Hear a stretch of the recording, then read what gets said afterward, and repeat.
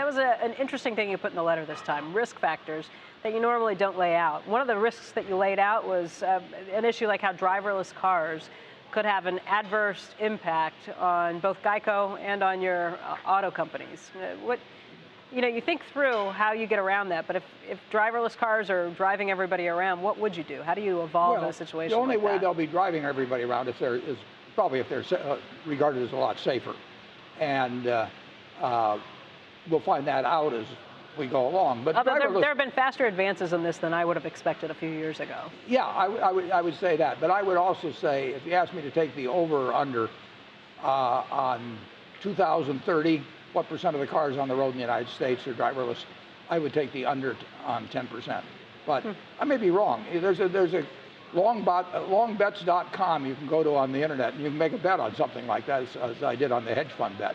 But I would take under 10%, but I may be wrong. And there's no question, if you have 50% driverless cars or 75% driverless cars, the auto premium volume would very likely be far less, and probably the dealership arrangements in the United States would be changed in some way that's hard to predict. I understand the Geico issue and the Geico threat that comes with that. The dealerships, I mean, people would still need cars. No? Well, I think, well, we'll see, but maybe. But driverless cars would seem to me to be appealing on things much more than style and that sort of thing. I think that it would become a more homogeneous product. I may be wrong, but that's my impression. I have a couple of quotes that I wanted to run by you.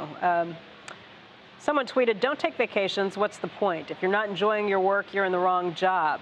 It sounded a little like something you might say, but it was something that Donald Trump tweeted.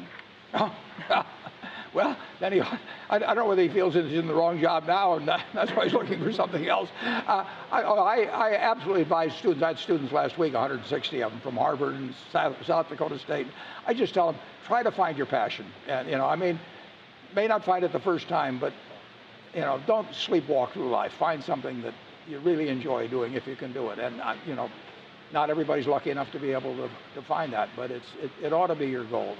To make $10 a week more doing something that you don't feel good about compared to something you'd feel good about, make the change. You said you watched Bill Gates on Charlie Rose last week, and I did too. Bill said something that I thought was really interesting. He said, the thing you do obsessively between age 13 and 18, that's the thing you have the most chance of being world class at. Yeah. Bill said his one thing was coding. What was your one obsessive thing? I was pretty interested in investments. No, Bill and I, his father, many years ago, right after we met, had us a group of about 20 write down on a sheet of paper one word that they thought accounted for their success.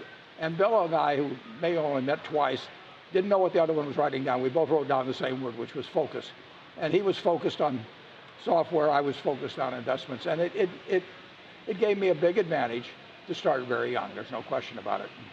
Well, Warren, I want to thank you for your time today. We really appreciate having you. Thanks for having me.